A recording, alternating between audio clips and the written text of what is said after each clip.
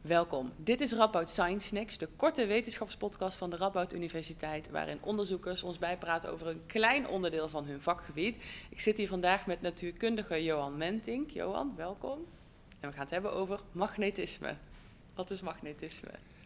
Bij magnetisme moeten we eigenlijk onderscheid maken tussen twee soorten magnetisme. Dus we hebben magnetisme dat we kennen van de elektromagnetische velden. Dat is de basis bijvoorbeeld van transformatoren.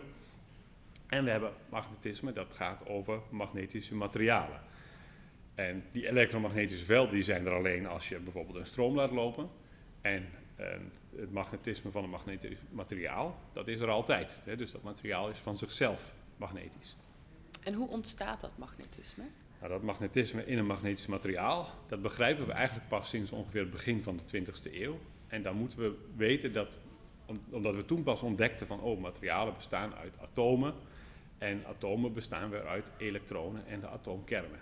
En bij bijna alle materialen die magnetisch zijn, komt het magnetisme uit het kleine magnetisch moment dat een elektron heeft.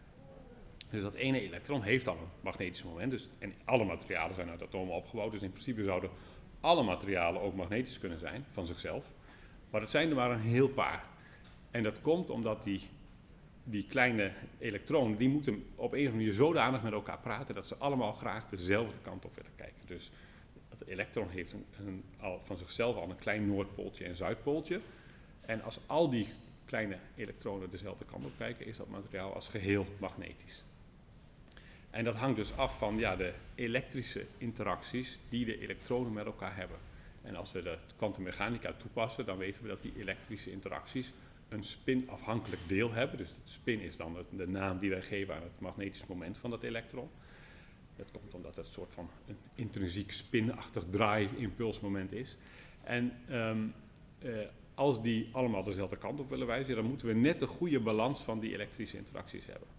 En dat is heel erg materiaalafhankelijk. Het hangt van de kristalstructuur af van het materiaal. Dus niet alle materialen zijn van zichzelf magnetisch. Dus in sommige materialen is dat magnetische moment gewoon al zo geordend, zeg maar. Ja. Dus daarom zijn ze van zichzelf magnetisch. Ja. Hoe is dat met materialen waarbij dat niet zo is? Dat kun je wel voor elkaar krijgen dus. Ja, je kunt ook, omdat ieder materiaal uit elektronen ook bestaat, kun je in principe ieder materiaal ook magnetisch maken. Hier in Nijmegen hebben we een heel sterk magneetveld. Elk materiaal dat je daarin zou leggen zou magnetisch worden door het magneetveld.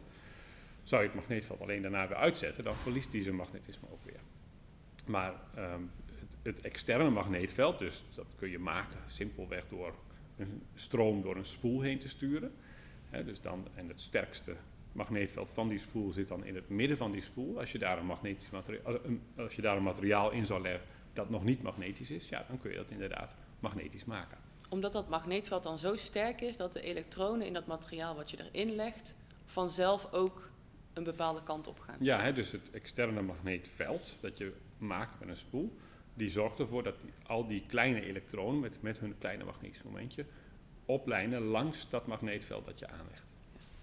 En op die manier kijken dan ook alle elektronen weer dezelfde kant op. Alle magnetische momentjes van die elektronen weer dezelfde kant op. En dan heb je daar dus heb je dat materiaal dus magnetisch gemaakt. En hoe komt het dat stroom ervoor zorgt dat die elektronen op die manier geordend gaan worden? Ja, dat is een ontdekking. Die kwam al eens eerder. Voordat we magnetische materialen snapten, hadden we al een theorie over elektromagnetische velden. Die komt door Maxwell, heeft dat ontdekt. En de ontdekking dat stroom en magnetisme invloed op elkaar hebben, dat gaat terug tot Ørsted. Die heeft ontdekt dat die zette eigenlijk een klein kompasnaaldje naast een geleider en stuurde daar een stroom doorheen. En toen zag hij, als de stroom veranderde, dat plotseling dat kompasnaaldje heen en weer wiebelde. Dus die ontdekte, wacht eens even. Er moet blijkbaar iets zijn van die geleider, van die stroom die er doorheen gaat, dat invloed heeft op dat magnetische materiaal. En er zijn nog veel meer experimenten geweest en veel meer natuurkundigen die daaraan bij hebben gedragen. En het resultaat daarvan was een soort van unificatie, dus dat realisatie door Maxwell, dat magnetisme en elektriciteit, dat het eigenlijk twee kanten van dezelfde medaille zijn. Dus altijd als je een veranderend elektrisch veld hebt, krijg je ook een magneetveld. En als je een veranderend magneetveld hebt, krijg je ook een elektrische stroom. Dus hoe kan het nou dat een materiaal van zichzelf magnetisch is? Loopt daar dan een enorme stroom in dat materiaal of zo? Hè, dus dat was een van de grote vragen. En ik zelf heb er ook onderzoek aan gedaan. En het was een beroemd experiment. Einstein heeft niet zoveel experimenten gedaan, maar één experiment heeft hij wel gedaan met een Nederlander, de Haas, in Berlijn. Dus dat was zo grappig dat het net in Berlijn was. Maar het Einstein-de Haas-effect noemen we dat nu. En toen dachten ze, dat was later fout, maar toen dachten ze dat er inderdaad in een magnetisch materiaal, dus een materiaal dat van zichzelf magnetisch is, dat er allemaal kleine kringstroompjes liepen. Dus mensen hadden toen nog niet het concept van het elementaire magnetisch moment van het elektron ontdekt. Dus toen dachten ze, ja, hoe kan er nou een magneetveld zijn? Nou, dan zal er wel een stroom in dat materiaal lopen, alleen die zien wij niet met ons blote oog. Maar dat is dus niet zo. Hè? Dus uiteindelijk kwamen we tot het inzicht, hè? Dus dat was het werk van Samuel Goudsmit, die heeft het elektronspin. Dus die heeft ontdekt dat we een intrinsiek magnetisch moment moeten toekennen aan het elektron. Als een fundamentele eigenschap, dus iets waar eigenlijk niks meer onder zit. Dus er is niet een andere theorie die dat nog kan verklaren. Het is gewoon een bouwsteen van de materie. Ja. En die moeten dus allemaal dezelfde kant op kijken.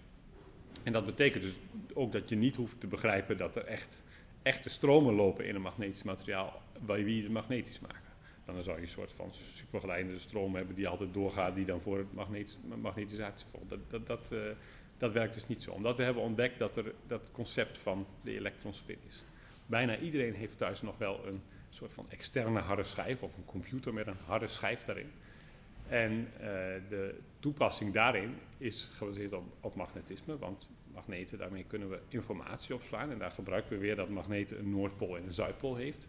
Dus bijvoorbeeld de noordpool omhoog is een 1 en de noordpool omlaag is een 0.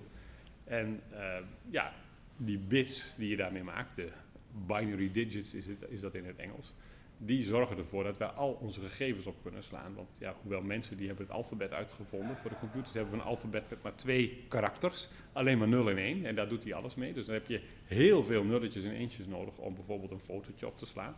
De meeste mensen slaan niet maar 1 foto op en als je denkt, nou ik wil mijn hele fotobibliotheek op een harde schijf zetten, dan is die typisch een terabyte of tegenwoordig harde schijven zijn iets van 10 of 20 terabyte. En 1 terabyte, dat is ongeveer 1 miljoen keer 1 miljoen magneetjes. Dus dat betekent dat we het hebben over 1 biljoen magneetjes, als het 1 terabyte zou zijn. Nou ja, er zit in 1 zo'n bit zitten er dan ook nog weer meerdere en 1 byte is weer meerdere bits. Dus we hebben wel ongeveer 1 biljard magneetjes in zo'n harde schijf zitten. Dus ja, dat zijn er een heleboel. Dus ja, als je vraagt, van, heb ik magneetjes thuis? Ja, ik heb er heel veel. Ongeveer 1 biljard. Dus dat zijn er een heleboel. Waar gaat jouw eigen onderzoek over? Dus, dus wij zijn ook heel erg geïnspireerd dat wij denken van oké, in de fundamenten van magnetisme, dus hoe kunnen we nadenken over magnetische materialen in een gebied dat we nog niet kennen. Ja, en dat is het doel van het onderzoek dat wij doen. Dus dat we willen naar hele kleine en hele snelle controle van magneten krijgen. Dat zou misschien dan de toekomst kunnen zijn van de nieuwe harde schijf. Dat is natuurlijk geweldig als we dat, want ja, de huidige technologie gaat daar gewoon niet, die werkt dan niet meer. Maar de echte kracht van de wetenschap, dat vind ik altijd leuk om te benadrukken, is dat je dan nieuwe mogelijkheden krijgt waarvan je de toepassingen nu nog niet kan overzien. Dus natuurlijk, als je in de middeleeuwen kwam, dan zei je misschien ik wil een betere, in de middeleeuwen hadden we al geweren, maar als we in de oertijd wil je misschien een betere speer. Dat is leuk, speer optimaliseren, dat is natuurlijk mooi.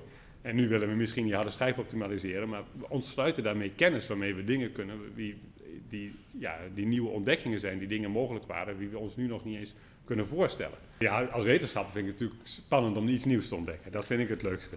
En ik vind het heel leuk om aan het begin te zijn van iets nieuws, dat je denkt, oh, dat is echt wat we nog helemaal niks van snappen.